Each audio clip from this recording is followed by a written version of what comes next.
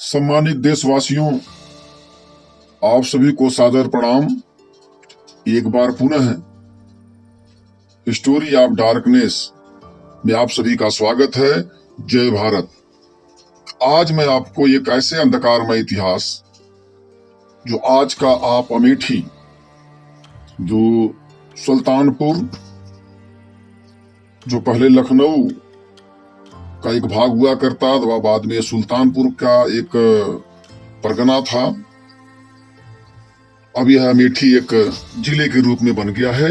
अब इसका हम इतिहास जो आज हम आप जानते हैं, ऐसा मैंने इसका नाम रखा है अमेठी का अधूरा इतिहास और प्रमाणिक इतिहास।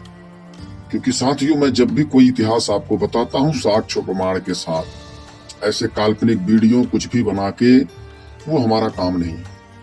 क्योंकि हमें एक सही इतिहास को बताना है तो साक्ष्य प्रमाण के साथ बताना पड़ेगा। इसलिए साथियों, अब हम ये आप जो चमचमाता हुआ आज के दौर में भी ये एक इमारतें अपने आप में भव्य, आप इन रियासतों के जो मालिक आज के हैं, आप इनके बारे में अच्छी तरह से तमाम वीडियो और आज ऐसे भी सब नेट पे उपलब्ध है, आप जान सकते हैं। लेकिन मैं इस रियासतों से पहले क्या अमेठी था, अमेठी का नाम क्या था, तो साथियों उसके पहले आप ये हिस्टोरी ऑफ डार्कनेस में मैं आपसे एक विनम्र निवेदन करता हूं कि एक हमारा मिशन है जो अंधकारमय इतिहास, जो अंधकारमय एक इतिहास को एक प्रकाश की तरफ ले जाने के लिए आप सभी से फिर अनुरोध करता हूं कि आप इस मिशन से, आप हिस्टोरी ऑफ डार्कनेस से आप जितना अधिक से अधिक होकर जुड़े। और साथियों, अभी तक 500 के ऊपर लोग साथी जुड़ चुके हैं, उन सभी का बहुत बहुत धन्यवाद और आगे जो जुड़ेंगे उनका भी धन्यवाद। अब यह जो आप देख रहे हैं इसे बोलते हैं तिलोई फोर्ट। ये देख रहे हैं तिलोई फोर्ट, ये अपने आप आलीशान, यह तो आज का जो चमकता हुआ एक आप जो धरोहर देख रहे हैं, पर इसके पीछे की सच्चाई बहुत ही कड़वी है जो हम सब नहीं जानते हैं। इसे मैं आपको कई भागों में बताऊंगा, कई भागों में, एक भाग में आप नहीं समझ सकते हैं। अभी आप आगे देखिए, ये अमेठी रियासत की एक और है रामनगर, जिसको बावड़ी बोलते हैं, एक तालाब मतलब कुआं, इसका भी एक रहस्य है। ये सब चीजें हम आगे जानेंगे, पर आज हम जानेंगे अमेठी का मूल नाम क्या था और उसका वास्तविक स्थिति क्या थी। तो साथियों, इसके लिए हम प्रमाण के रूप में gazetteer of the province of Awadh volume 1, जो ए से जेड तक का इसमें विवरण है, यानी एक एक अक्षर के ऊपर जो लिखा गया, एक एक अक्षर, तहसील, परगना, जो उसके ऊपर यहाँ पे विवरण दिया गया है। देखिए, लखनऊ, यह गवर्नमेंट प्रेस से छपी हुई है 1877 में, और यह एक राजपत्र है, भारत का एक राजपत्र है साथियों। पृष्ठ नंबर 41 में, आप पृष्ठ नंबर 41 गजेटियर में आप जाएंगे वॉल्यूम 1 में, तो आपको मिलेगा। देखिए, यहाँ पे स्पष्ट आपको मैं दिखा रहा हूं, जो आप देख पा रहे हैं, नीचे मैंने मार्क किया हुआ है अमेठी परगना, जो मोहनलाल गंज तहसील है, उस समय तहसील हुआ करता था, और डिस्ट्रिक्ट लखनऊ। अब अमेठी जो डिंगूर, अब इसके विषय में आगे देखिए, इसका ये पेज है। अब मैं आपको इसका हिंदी में जो मैंने कन्वर्ट किया है आपको बताते हैं साथियों। अमेठी परगना, मोहनलालगंज तहसील, जिला लखनऊ, अमेठी डिंगूर, लखनऊ से सुल्तानपुर मार्ग पर पुराना मुख्यालय था, जिसे परगना अमेठी के नाम से जाना जाता था, जब तक राजा हिम्मत गौर गोसेन ने इसे स्थानांतरित नहीं किया। 1754 में जो साजुद्दौला के शासन काल में जो गौसेनगंज, जिसे उन्होंने बनाया और अपने नाम पर रखा, कस्बे में बदलाव के साथ परगने के नाम में भी बदलाव आया, जिसे तब से गौसेनगंज परगना के नाम से जाना जाता है। शहर के नींव की तारीख अज्ञात है, लेकिन अमेठी अमेठी एक गांव, एक सामान्य नाम है। क्या कह रहे हैं? जो अमेठी गांव का एक सामान्य नाम है। आगे देखिए, और यह क्या है? भर मूल का है। अब इसको आप साथियों ध्यान दीजिए, ये हिस्ट्री में क्या आ रहा है। जो अमेठी का भर कौन है? ये साथियों एक भारसी, जो पहले भारसियु वकाटक के समय में भारसियु कहे जाते थे, वही बाद में जो धीरे धीरे भर, जो पहले भरतज के नाम से जाने जाते थे, फिर ये भर के नाम से जाने लगे। तो यही भर जो आज राजभर है। तो साथियों कह रहे हैं कि ये उनके मूल का है, अर्थात ये उनसे जुड़ा हुआ है। ऐसा लगता है कि भर राज्य का एक उन्नत पद था। यह जो नाम है एक उन्नत, उस समय एक उन्नत पद था जो बहराइच से, देखिए इसका संबंध फिर बहराइच से जुड़ रहा है। बहराइच से भर राजा बल्त द्वारा, कौन? बलदत्त, भर राजा बलदत्त द्वारा शासित था। अर्थात उस समय बहराइच के जो ये भर राजा थे, बलदत्त उनके अंदर में आता था। सोचिए अमेठी तक आपका ये साम्राज्य हुआ करता था। क्योंकि देखिए यहाँ उसने यहाँ दो बनाफर राजपूत नेताओं, आल्हा और उदल, जिन्हें कौन? कन्नौज के जयचंद ने अवध के भर राजाओं को अनावश्यक ही अधीन करने के लिए भेजा था। वह एक समझौते के साथ मिले होंगे, क्योंकि ऐसा लगता है वो आगे नहीं बढ़े हैं। और कहा जाता है कि एक महान युद्ध परगना की सीमाओं पर पश्चिम में लगभग 20 मील की दूरी पर एक मैदान पर लड़ा गया, जिसे लोहगाजर के नाम से जाना जाता है। खून का शहर, अर्थात यहाँ पे इतनी मतलब एक भयंकर लड़ाई हुई कि आज भी उसे लोहगाजर यानी खून का शहर के नाम से जाना जाता है।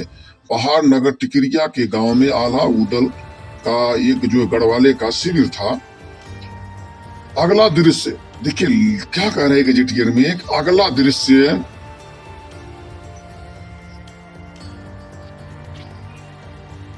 जो अगले दृश्य में एक और इतिहास उभर कर सामने आ रहा है। क्या? कि सैयद सलार का आक्रमण था। अगले दृश्य में सैयद सलार का एक आक्रमण था। उसने अपने एक लेफ्टिनेंट मलिक यूसुफ को आगे भेजा, जिसने शहर को अपने कब्जे में ले लिया। अच्छा, यहाँ उनके वंशज हैं, अभी भी कह रहे हैं कि वहां इनके वंशज, जब ये पुस्तक गजेटियर लिखा जा रहा था तब तक उनके वंशजों में कोई अपने आप को बोल रहे थे। मुझे लगता है यही सब सारे इतिहास को उन लोगों ने बताया। जो मल्लिक ज्यादा मोहल्ले में रहते हैं, जहाँ 6 शहीदों की कब्रें हैं, इन अर्थात उस लड़ाई में बहुत सारे लोगों, उनके जो साथी जो शहीद हुए, उनकी कब्रें आज भी हैं, जो युद्ध की गंभीरता को प्रमाणिकता करती है, यानी प्रमाणित करती है इस युद्ध के प्रमाणिकता को के सम्मान में। अब देखिए वो जो कब्र है, उनके शहीदों के सम्मान में जेठ के महीने में एक त्योहार आयोजित किया जाता है, जिसे हार कथा उत्सव कहा जाता है। हर पेड़ के नीचे त्योहार यानी एक हार का जो उत्सव, एक हार हुआ था, एक बहुत बड़ी हार हुई थी उस समय, उसको एक लोग उत्सव के रूप में मनाते हैं। वो लोग अपने उन शहीदों को याद करते हैं। ऐसा उस हार के जो मारे गए, उसमें शहीद हुए। देखिए सबसे बड़ी बात कि आज भी वो लोग अपने उन आताताई आक्रांतियों, जो आक्रांता बाहर से आए थे, एक समुदाय, एक धर्म के अनुयायी, उनको आज भी अपने शहीद के रूप में माने जाते हैं और उनको आज भी याद करते हैं। लेकिन एक तरफ यही हमारे भारत के इतिहास में क्या है कि उन वीरों को याद करने की बात तो दूर भुला भी दिया जाता है। साथियों चलिए ये अलग विषय है। आयोजित किया बहराइच में सैयद सलार के सम्मान में। कह रहे हैं उसी दिन जब बहराइच में सैयद सलार के सम्मान में यह उत्सव मनाया जाता है, तब उसी दिन यहाँ भी मनाया जाता है। ऐसा लगता है कि मुसलमानों के आक्रमण का कोई परिणाम नहीं निकला।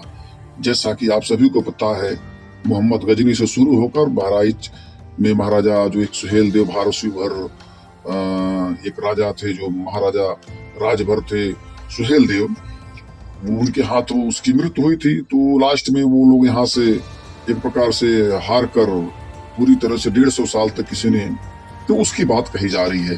बहराइच में सैयद सलार की हार उनकी अपनी मृत्यु के साथ साथ भर राजा बलदत्त की हार ने दोनों पक्षों को आकर्षित किया। शहर और परगने के अलग रहने वाले कंगारी के पास, देखिए अर्थात ये जो भर राजा बलदत्त थे और ये इनकी भी एक हार हुई थी, और एक जो सैयद सलार की उस समय वो भी एक हार हुई थी। दोनों की एक हार का एक दोनों पक्षों को मतलब यहाँ पे अमेठी में एक इतिहास की तरफ आकर्षित करता है। और शहर और परगनों के अलग रहने वाले, यानी परगनों के थोड़ा अलग रहने वाले कंगारी के पास देश के चमार गौर राजपूत थे, जिनका आक्रमण शायद 14वीं सदी के अंत में हुआ था। इस परिवार में सबसे प्रसिद्ध राजा दिन गुर थे, जिनके समय के बाद शहर को अमेठी डिंगुर कहा जाता है। अब साथियों समझ में आया, ये 1000 साल पहले जो अमेठी वह पूरी तरह से फारसी भर राजाओं के अधीन में था। अमेठी उन्हीं के एक उन्नत पद का नाम था। डिंगुर कैसे पड़ा? 14वीं शताब्दी में एक राजपूत अमेठी, जो अमेठिया राजपूत, जिन्हें आज भी देखिए उनकी जनजाति को अमेठिया राजपूत कहा जाता है। यह तो मैंने आपको साथियों, यह अमेठी जो आज भी रेलवे स्टेशन है, मैंने आपको वह इतिहास बताया, इसका प्रारंभिक। अब साथियों कई लोगों को यह लगता होगा कि अमेठी, ये जो हिस्टोरी ऑफ डार्कनेस में कि जब मैं कोई इतिहास बताता हूं तो ये भाई इसमें भर क्यों आ जाते हैं। साथियों अगर अन्य कोई आप लोग देख रहे हैं तो साथियों इसमें मेरी कोई गलती नहीं है। मैं जब किसी भी जिले, किसी भी उस क्षेत्र को जो लेता हूं तो वहां पर वो गजेटियर में खुद ही वो अपने आप भरों का इतिहास जुड़ जाता है। इसलिए आप लोग ऐसा ना सोचे कि मैं किसी एक भर विशेष का इतिहास, इसमें जहां भी मुझे मिलेगा जो अच्छा इतिहास या जो अधूरा इतिहास, मैं सभी का रखूंगा। तो साथियों, तो क्या आज अमेठी में जो एक चमकता इतिहास आगे आप जानेंगे, जो ये रामनगर का है, रायगढ़ का है, और ये आपका जो वो आप देख रहे हैं अभी तिलोई, ये सब का एक अलग इतिहास और है। कैसे वहां पर ये सभी लोग आए हैं, कहां से आए हैं, किससे लिए हैं, यह मैं अगले भाग में आपको बताऊंगा साथियों।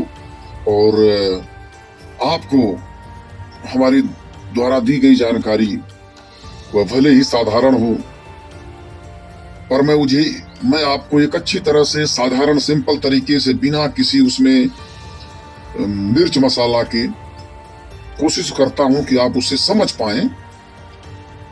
और इसी के साथ आपका जो ये चैनल है हिस्टोरी ऑफ डार्कनेस, आपको अच्छा लगे तो आप जुड़ें और अधिक से अधिक लोगों तक शेयर करें।